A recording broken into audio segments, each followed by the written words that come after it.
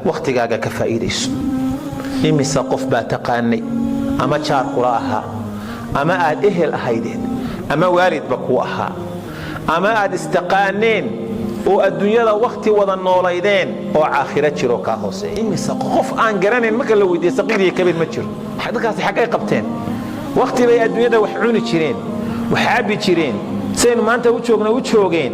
u noolaayeen aynu arki jirnay isa salaami jirnay is arki jirnay jaar ahayn isniqiinay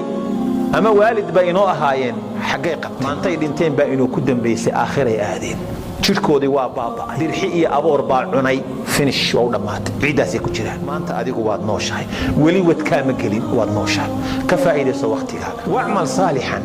ilaahay wuxuu leeyahay wa'malu saalihan wa qul i'malu fasayara Allahu 'amalakum war amal wanaagsan sameeye waxaad samaynaysan alla weydiin jeedaa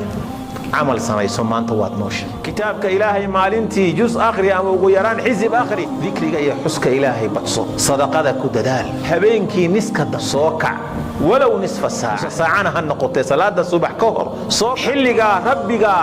ربقا لهذا ربقا لفق وحلقوا الله سودقوا هبين والبا نسكة دم ثلث الأخير ولا سودقية سبحانه وتعالى هبين كستا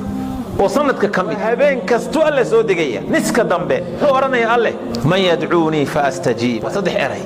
الدومدي سو نبو الله ورا دومها يجي يا إبري يا أو أن أجيبه من يسألني فأعطيه وحي ويدي سنة يوانسيه من يستغفرني فأغفر دم بدافر ودم بيجيس دافع يا دم بيجيس عن دافع ودم بدافتوني يا كل الله رحمن الرحيم مالك الدنيا والآخرة الله كريم الله الرحمن